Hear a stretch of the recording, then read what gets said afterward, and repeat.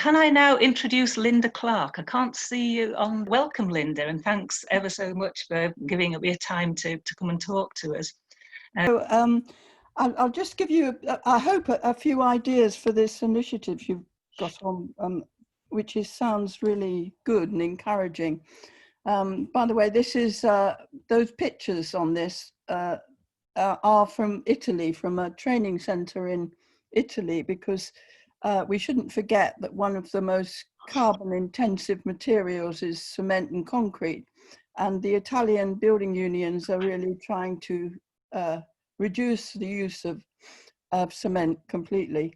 And this is a training centre where they've got solar panels and they're trying to use hemp and lime instead of cement. But this picture here gives you some picture of the amount of work that needs doing. Of course, UK, like France, has a big job to try and tackle this retrofit programs on dwellings built before 1945, hard to heat, which are causing all these problems, including fuel poverty.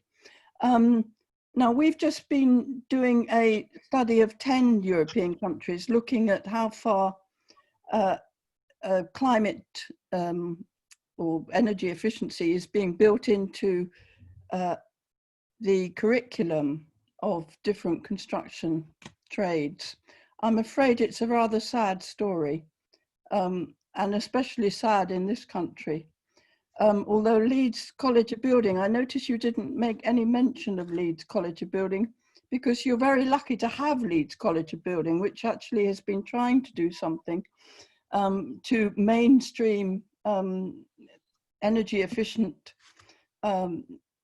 issues aspect into the curriculum of different construction occupations.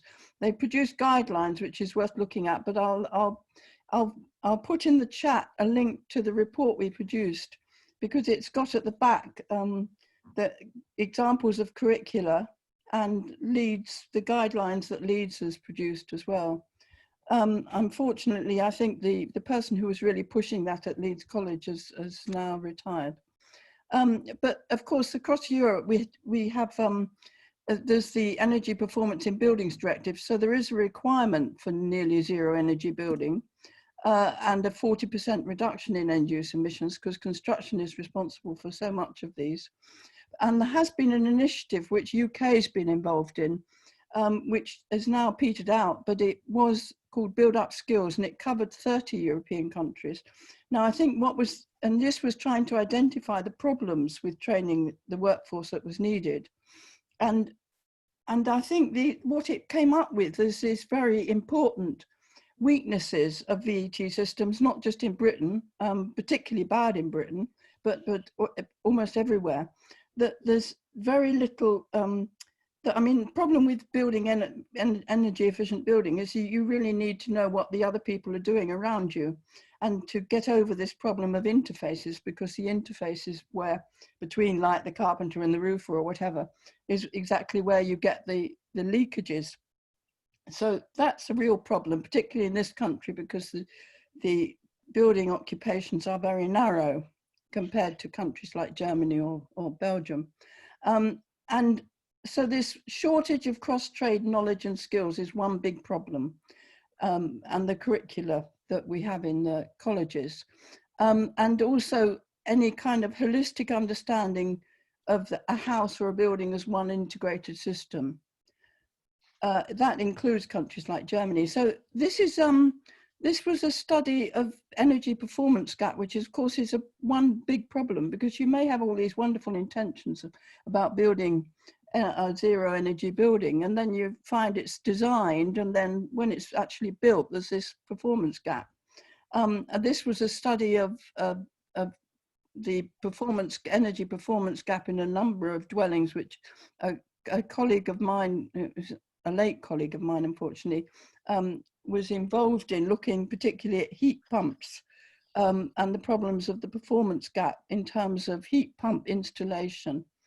Now, part of that is, of course, can be attributed to the user, the final user, but actually the performance gap comes long before then. I mean, we've done quite a lot of work now on what you need for low energy construction. I've already talked about these interfaces. This picture gives some idea of where all those losses happen. And I think the first thing we have to realize is that you need a much more qualified workforce than we have.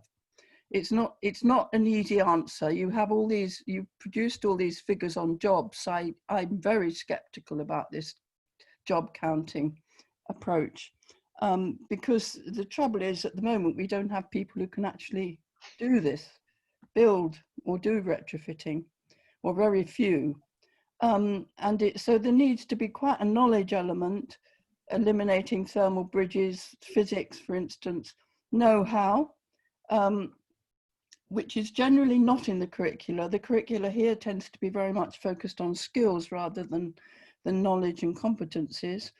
And basically, I mean, it's a depressing picture, but it really needs a complete rethink of the whole vocational education system for the construction industry, because it is a mess.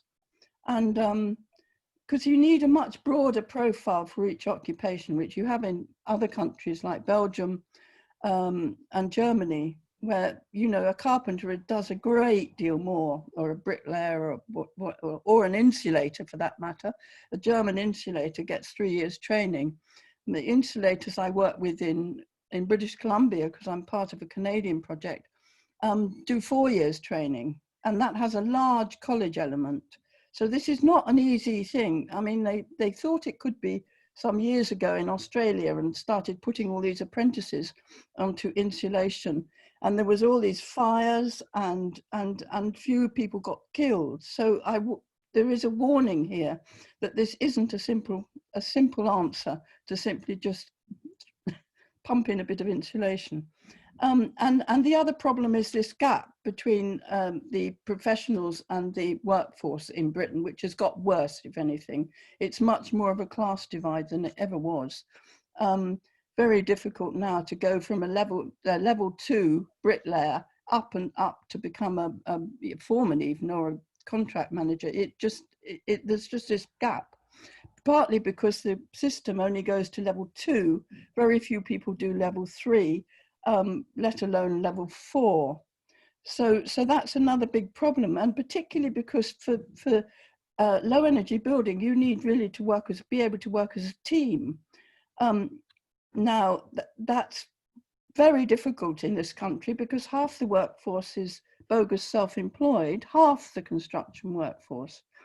And besides that, very small firms and very often a very elongated subcontract chain. So the first, I mean, I think the first thing is the educationalists in any initiative, the educationalists must be involved, because this is the big task, is to train people. And this is just to give you some picture. These are slightly old now, these figures, but of the collapse in construction training in this country. It is a collapse. I mean, this figures for 16,000 in 2009 was incredibly low anyway. This was for apprenticeships. It halved in 5 years. And in fact, most people who try and enter construction industry from in this country, they do full-time courses, and then of course they can't get the work experience because there's all these small firms who don't really have the capacity to take people on. So there is a big problem, and I'm glad you've mentioned direct labour, because in my view too, that is the only answer really, and I'll give you an example of how that can be accomplished. I mean, that people talk about, well, academics talk about employer disengagement. I mean, it's not really surprising, because if you've got all these small firms and this massive self-employment, there isn't really the capacity to train. And if people do apprenticeship, it's going to be pretty narrow, their work experience anyway, and not really what you want. So we need this broad, comprehensive vocational education program. Maybe I mean, now Alison Wolf is advising the government, maybe things will improve a bit, but I think it needs a massive transformation really, and it's not going to work with private training providers. this is just a visual of what happens in this country. Most other countries, you kind of look at, say the Netherlands, you look at all the possible activities of a carpenter, and that becomes the qualification and the curriculum. In this country, it's just rather narrow, and then there's all these areas in between, so that aren't covered, like groundworks and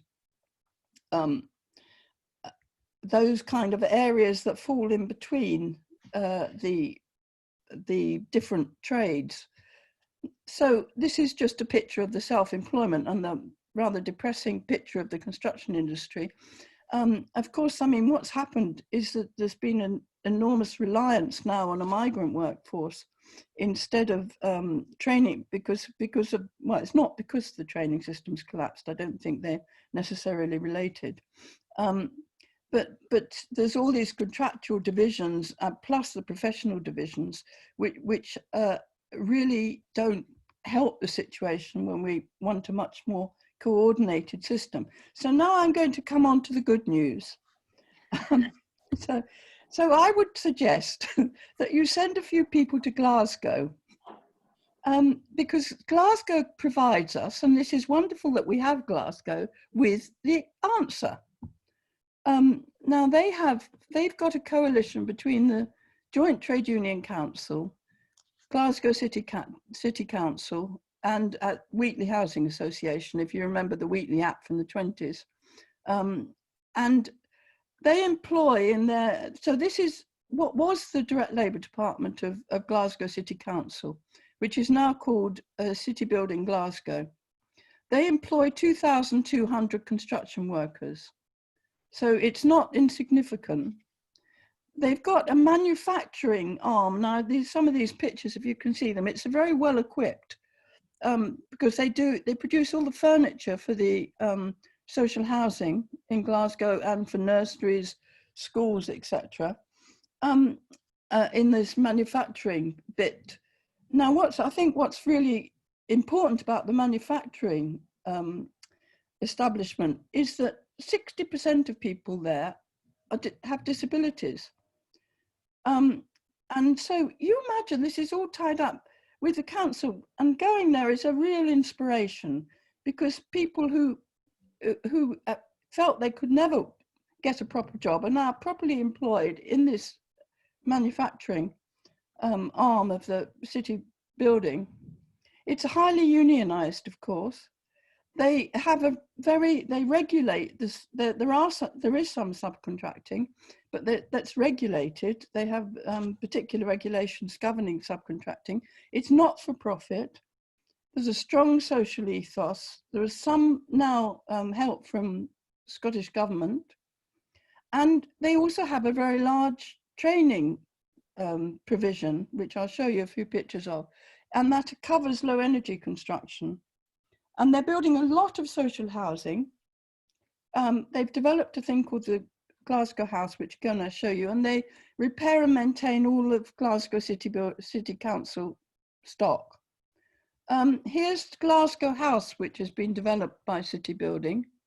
That's an innovative low energy houses. We went to see some whole estates that were being low energy estates that were being developed, with high levels of insulation, air tightness, etc.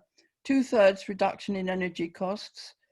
Timber frame, actually, I'd been recent to Sweden, and they were really promoting not just timber frame, but timber construction.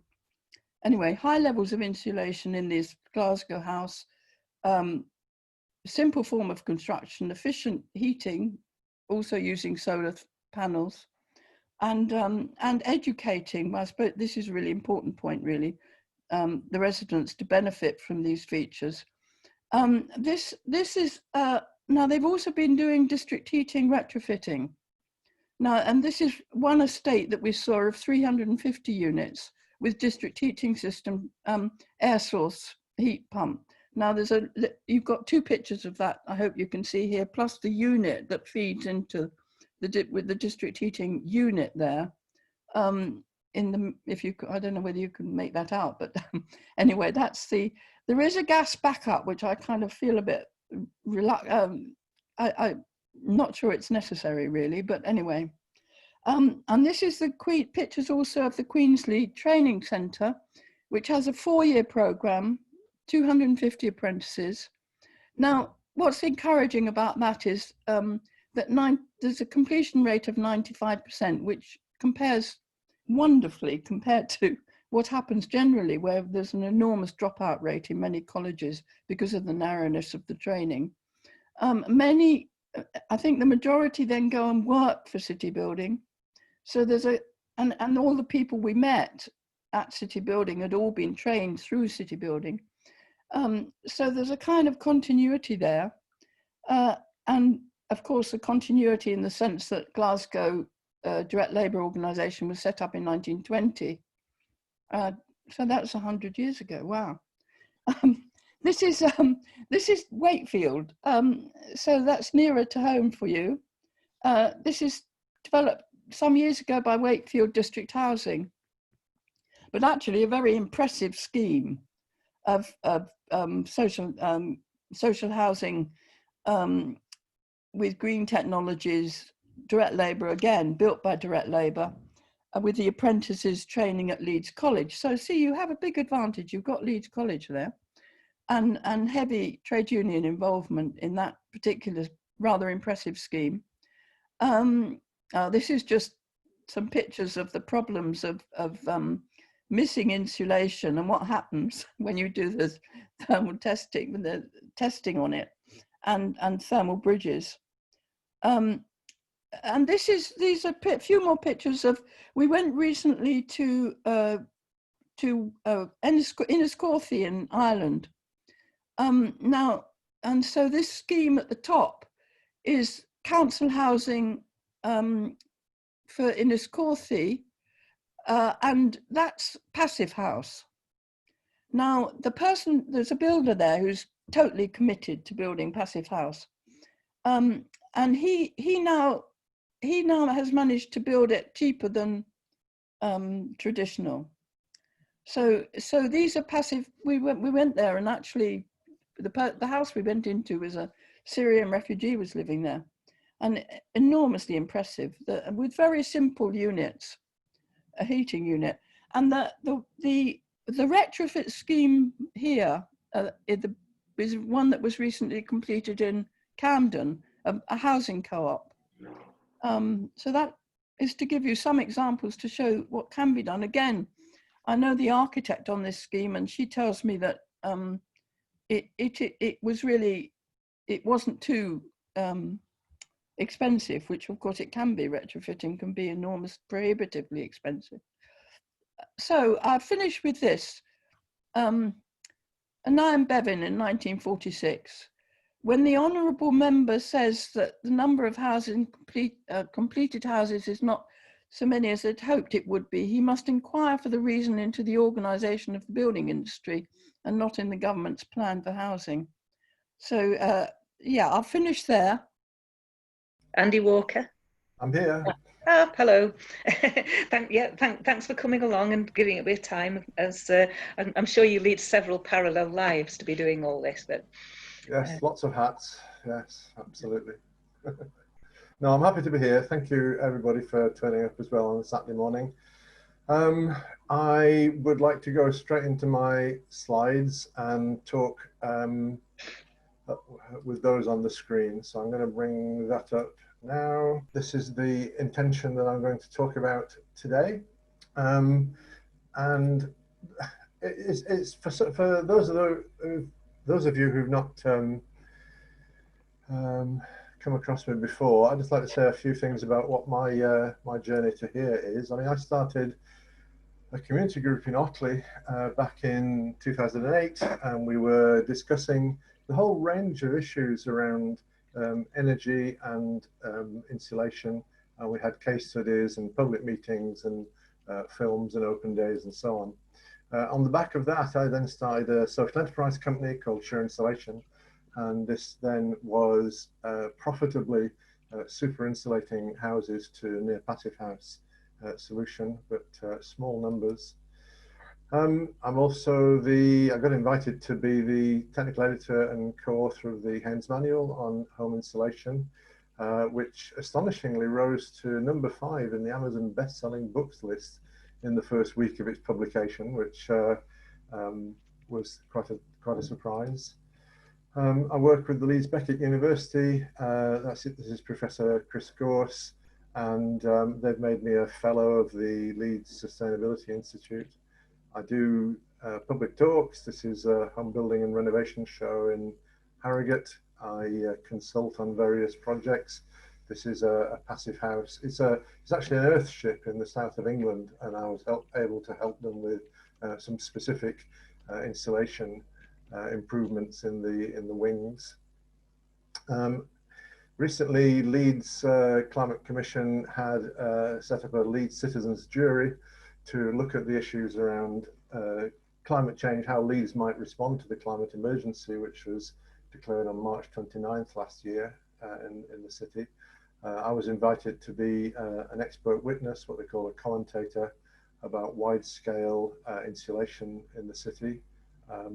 It was pleasing to note that their second highest recommendation from the jury was the insulation of all houses in the city, preferably using a social enterprise model where we could share skills and keep money in the local economy.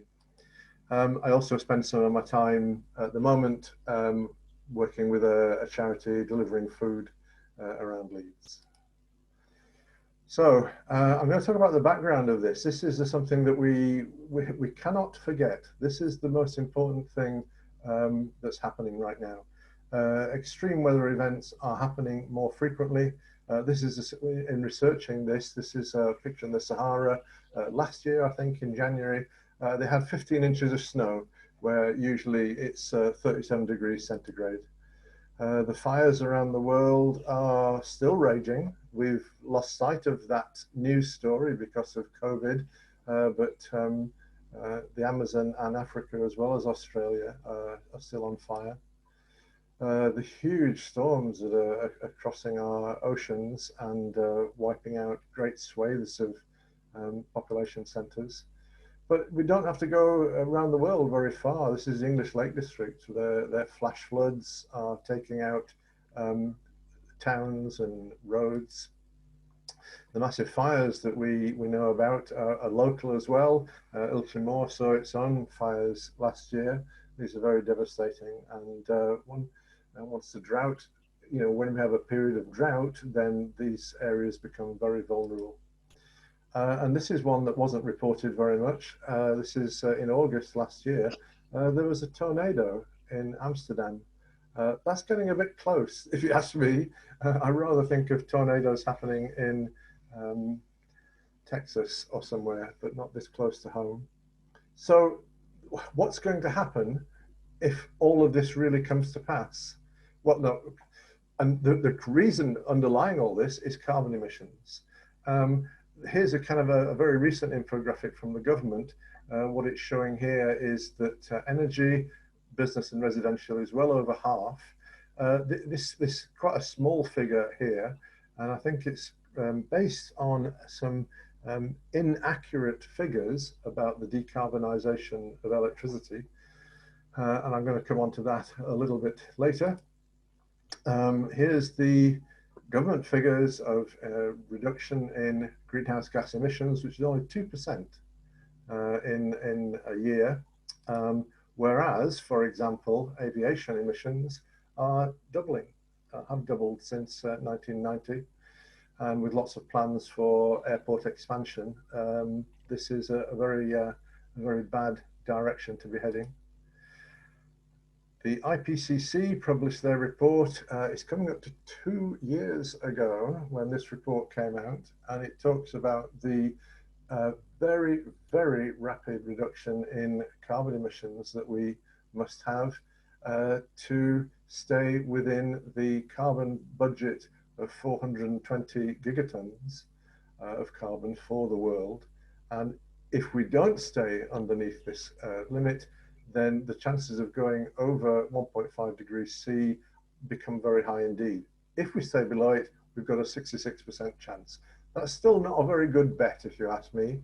I don't think any of us would get on an aeroplane that only had a 66% chance of landing at the other end.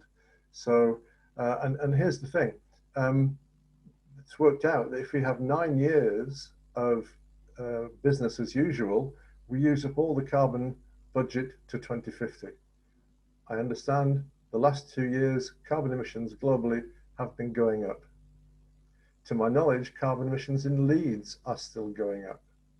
So this is a very, very serious situation, and we mustn't underestimate by any means what this can mean. What could happen if we do head towards 3 or 4 degrees? We're talking about flooding, wildfires, drought, global crop failures, massive migration in the hundreds of millions, disease and war. This is the end of civilization as we know it. And I really want you to understand that this is the underlying reason for doing all this work. And in that context, jobs and TVs and holidays and all the rest are luxury items. Now, insulating the UK housing stock and a lot of retraining of union members and others would be a really good start. Why would it be a good idea? Well, it would certainly create tens of thousands of jobs, if not more. Massive stimulation to the supply chain. Improve the health and well-being of millions of people. And this is not just physical health, but mental health as well. There's a lot of reports out about how many people are suffering across the UK because of living in cold, damp homes. That, of course, reduces the burden on the NHS. And there's various estimates of the billions of pounds that are being spent by the NHS treating people, particularly with respiratory diseases. Improve community cohesion. That's a measurable target of all councils, including Leeds City Council, of how to improve the way that neighbourhoods work and function and thrive. By spending less money on fuel bills, that would put money into the local economy, as opposed to giving it to these oil and gas companies, the big energy companies. Of course, it would reduce carbon emissions, and it would actually improve the UK fuel security. And we rely so heavily on imports of energy, particularly gas, 80% the last time I read about it. We would be more self-sufficient. Well, hang on, if it's so good, how come it isn't pretty much the biggest national infrastructure priority? Well, for me, there's all kinds of projects we could ditch to give us the money to get on with this. Let's just look at fuel poverty. Fuel poverty is bad and getting worse. It affects 2.5 million households in Britain. That's 10%. 10% of the UK population. I think that's disgusting. If you look at older properties, it's more. Private renters, it's more. And look at this, 23% of lone parents. What kind of society do we want to live in? This is criminal. There's only one way to fix this. We've got to stop burning things to make energy. That's coal and gas and wood and oil and petrol and diesel and hydrogen. We can't be burning things. Drax, for example, is the biggest CO2 emitter in the UK. And it's not carbon neutral by any means. And if you want any more information about that, there's a very, very good film by Biofuel Watch. And the current boasting by the UK government about decarbonising the electricity is based on this false accounting of where the carbon emissions is coming from. Carbon capture and storage doesn't exist. It's a fiction. It works in the lab. It won't work at scale. There are no estimates that will get it working in our lifetimes. It's a false hope. The power companies want it. The unions think they want it, but it will never provide the rapid reduction in carbon emissions that we need. Right. The only way to do it then is to reduce the demand to the point that we only need renewable energy. UK can do this. It's got so much other sources of energy that we can use. And we can't currently switch to electricity in totality because the grid would need to be 10 times bigger. Okay, so we've got to rapidly reduce, I mean, really rapidly. None of these plans, 2030, 2030, no. We're talking about immediate. And the only alternative to meet the carbon budget is to ration electricity. So let's look at some specifics about what is possible. Heat loss from a building comes from every different element of the house. There are different trades involved in reducing heat from this area. A key area that gets often forgotten is the floor. 15, 18, maybe even 20% of heat goes through the floor, not only by radiation, but by air leakage, cold drafts coming in through the floor. A lot of the work that I do in and around Leeds is to do underfloor insulation, and I get it down to, for those people who know about U values, I can create U value of below 0.1 as a retrofit in an existing house at very modest cost. So what can be done? This is a blueprint, a guidance manual that I was pivotal in creating for Leeds Action to Create Homes back in 2012. Whilst I'm talking, I'll just let some of the pages slide on. This is available now. It's available for free. It talks about an 83% reduction in heat demand. And here are a whole set of step-by-step photos about how you do it. These are all case studies from Sure Insulation. And it talks very specifically about what can be done about existing homes to tackle this whole issue. We're never going to new build our way out of carbon emissions. We've got to do it by retrofit. So here's some of the housing associations and housing co-ops that I've worked with in Leeds. This is a very good blog that I recommend people reading, and the guidance manual itself is available on my website by following this link. Send me an email, I'll send you a link. And this is available now. One of the things that we can do, and this would certainly involve jobs, is the better control of existing heating systems. Under very many houses, and I have to tell you that I have had the enjoyment of crawling under a lot of houses in Leeds, what you very often see is bare copper pipes. Metre after metre of bare copper pipes. These are hemorrhaging, because you've got cold air blowing under the house. Well, you should have, to keep moisture out of the subfloor void. And the heat is hemorrhaging into your local postcode. I've worked it out that, do you know, for just 7 meters of uninsulated copper pipe under a house with outside air blowing over it is the same as having a 600 square millimeter radiator fastened on the outside of your house. You're losing the same amount of heat as that radiator. And this, I have to tell you, this photo is not photoshopped. Okay, thermostats. Who on earth thought it was a good idea to put a thermostat in a hall when nobody sits? So the whole of your house is driven by that. This can be fixed. We can change that. Better yet, wirelessly controlled radiator valves. So with existing infrastructure, we can do better control. We can control each room one at a time. If we link the heating in each room to occupancy detection, we could be massively reducing the amount of heat being used in all of our houses. This is not a big infrastructure cost. This is not something where we're replacing things. This is not something where we're disturbing the occupants significantly. We could do this starting tomorrow. Okay, last couple of slides. What's possible? This is a house in Otley in North Leeds. It's a very good friend of mine. Rod has been working on his house for a very long time on his own, and he has done what we can call a proper super insulation job. He's got triple glazed windows, he's got a very significant amount of insulation on the inside walls, and so on.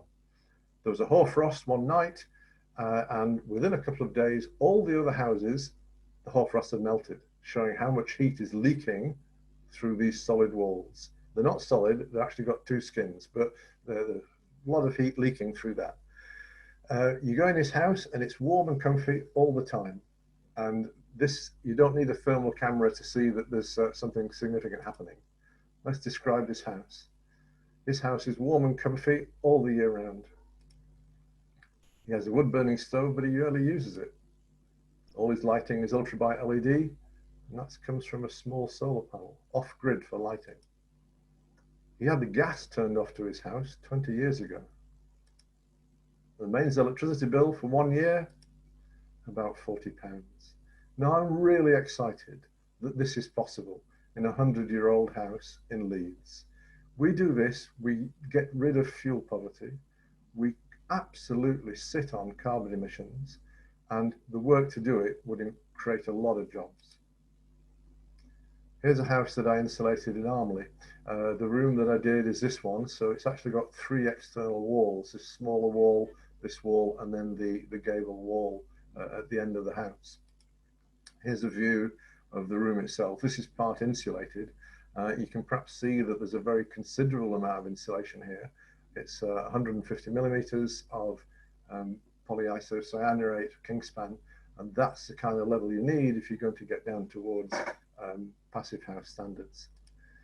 One of the things that gets forgotten about houses is this part of the external wall between the floor of this room and the ceiling of the room below, many square meters, but also the cold air blowing in around these joists is a significant part of cooling for the house. So we want to seal around these joists as well as insulate this part of the wall.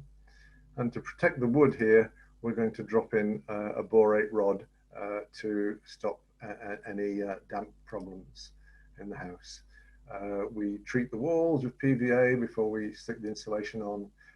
We need to shape the insulation pieces such that on these scaling sections of the room, we can properly insulate that. This original ceiling here only has lath and plaster and then fresh air and then the roof tiles. So very substantial heat loss there. Electricians have got to be involved to rewire up the face of this. And of course, we've got to put electrical cables in conduit to stop any possibility of local overheating, which might create a fire risk. So here we are. Here's the owner of the house. The owner came to one of my talks in Leeds, and I asked him the question, how's your house now? How does it feel after 8 months of living in it? And he was happy to tell me that it was now the warmest room in the house, even without any heating. And that with just 2 people in the room was warm enough to live in, and they'd made it their main bedroom. And they planned to put a central heating radiator in there, but they haven't got round to it yet. They might never do it. So if we want to make a difference to our world, these are a lot of reasons why. And if the reasons aren't enough, let's do it for the children. Thank you. Yeah, and there's no suggestion of additional training for people to understand what's necessary. So can we? Sorry, Simon has his hand up. Simon, yes.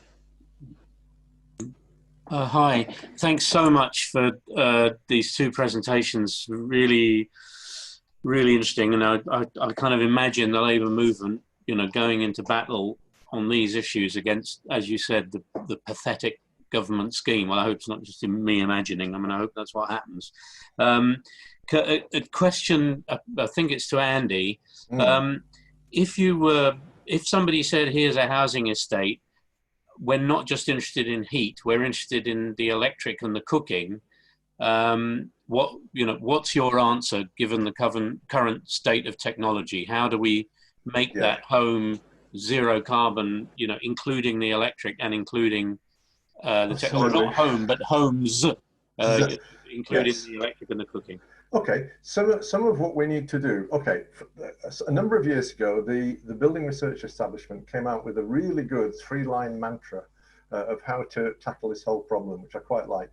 And it came as insulate, aerate, and generate. And what they were saying there is deal with the fabric first, stop the heat losses. The second one is aerate, so make all your appliances, lighting, and so on, very, very energy efficient. Now, embedded within that is education, your habit change. A lot of people don't understand what the problems are. There's a great deal that can be done in terms of using low energy cooking. I mean, people who live with very small amounts of available energy learn how to cook. And I'm horrified by several friends of mine who think nothing of putting something in the oven for 3 or 4 hours, which is madness. So microwaves are much more efficient. There's that friend of mine, Rod, in Otley, several of his main meals in a week are not cooked. He's incredibly healthy. Why do we demand having a hot meal every day? There's a lot of places in the world that don't have hot meals. So a lot of ways of doing that.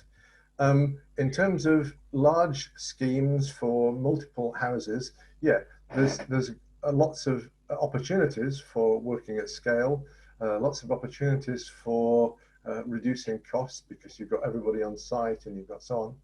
One of the exciting aspects of heat pumps, which doesn't get mentioned enough, is the fact that if you have a very large heat collector, I'm talking about blocks of flats now in particular, let's say you've got 2 or 3 very deep boreholes, 80, 90 meter boreholes, that can create a lot of low grade heated water, which then can be distributed around a block of flats or even a terrace of houses. I mean, cellars would be a wonderful way to get it through without digging the road up.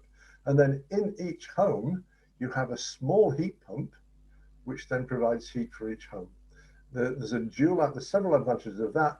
The occupier is only paying for the electricity to drive the heat pump in their home. And these are something that would fit under the sink. It's a small unit, okay? The heat that is distributed from the main heat collector of heat is actually quite low grade. It's 12 degrees, 13 degrees. And so a modest amount of insulation will reduce the heat loss to practically zero as it goes around the units. There's a lot of things we can do.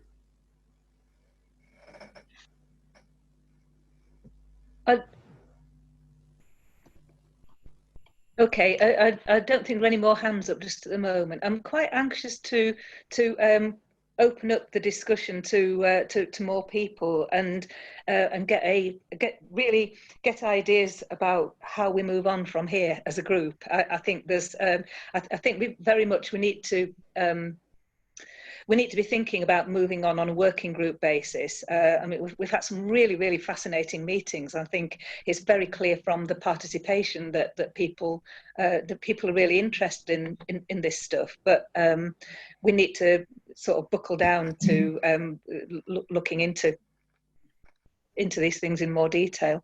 I'm just conscious that so I started off by talking about a few of the potential allies that we have in campaigning and pushing for these things. And I know we've got Chayley here from Green Building Store, who also convenes the Zero Carbon Building Group at Zero Carbon Yorkshire. So I wonder if Chayley would like to have a couple of words. And also we've got Rouse from Leeds Acorn, who I'd like to invite to say a bit as well. So are those, Chayley, are you? Yeah, sure. Yeah, I'd just say that this group it's been going a few years, and it's across Yorkshire, and there's a real mixture of people. So there's building professionals, housing associations, local authorities, campaigners, community groups, that kind of thing. So it's a really good network, and I just sort of encourage people. I'll put a link in the chat, but I think usually probably within the group there's somebody who's got the answer to whatever question you might have on. So, and we have a Google group, so you can share questions and things like that. And one of our, I suppose really mainly we've been sharing kind of best practice examples of what projects and the difficulty of retrofit as well, because it's, you know, it like treating things as a whole house solution, that kind of thing. And we also, the other thing we do is we sort of really promote passive house to local authorities and housing associations. That was one of our sort of aims, really. So we've had events especially for them and things like that. So it's a resource, and hopefully will kind of help your campaign. And I'd just say the other thing I was just after hearing everyone, is just the thing of not reinventing the wheel really, and trying to find other groups that are doing stuff that you can sort of copy. There's this UK Green Building Council Accelerator Cities campaign, and they're coming up with some resources for groups and stuff. There's also Carbon Co-op that I really like their model. So what is kind of interesting actually is thinking about like obviously the money is such a big issue. It's like there isn't enough money, as Andy was saying. It's like ridiculous the amount of money that is being put into it. And I'm not aware of a sort of very coherent national campaigns on retrofit, like that. Just, I know everybody's talking about it in very general terms, but like, I think the UK Green Building Council is maybe the closest to it, but so it's hard for you guys to tap into a national campaign. I think Friends of the Earth is one of their asks as well. But anyway, I'll stop now. But just to say that, yeah, we're a resource, and I'll share the link on in the chat box. So, okay, thank you. Thanks very much. Can we have another try? Hello. Whoa. Is that better? That sounds much better. Yeah. Awesome. Right. Yeah. Sorry for the construction noises before. Just how I joined on my laptop. I think it was picking up my fan. Okay, so I'm the co-membership officer for Acorn Leeds. Thank you very much for inviting me. As I said, yeah, for all very interesting stuff so far. So Acorn's a self-organizing community-based union founded in Bristol in 2014. We came to Leeds in 2019. Now got about 200 members, and we're growing by 20 new members at the moment every 2 weeks. So we're getting a lot bigger. On the ground level, we're usually doing member defence cases against landlords exploiting vulnerable or isolated tenants. We've had some recent victories getting like repairs done, and some of these things are things like things in the house not working or intrusive landlords, that kind of thing. But we also, on a larger scale, we've got like things like Take Back Our Buses campaigns, campaigning for fairer bus routes, and the Housing is Health campaign. And we've had some socially distanced UK-wide demonstrations. But the part of what we do, which is appropriate to this conversation, is what we do really well is locally organise and mobilise people towards national campaigns. And what we have been able to do with the Housing is Health campaign is get quite a lot of people all talking about the same thing and having demonstrations in a lot of cities. We've got about 16 branches, and this is all. Say we can mobilise a lot of these things. When you're talking about like retrofitting, potentially there is propensity for this model working for that cause, and I'd be interested to talk to you all more about it.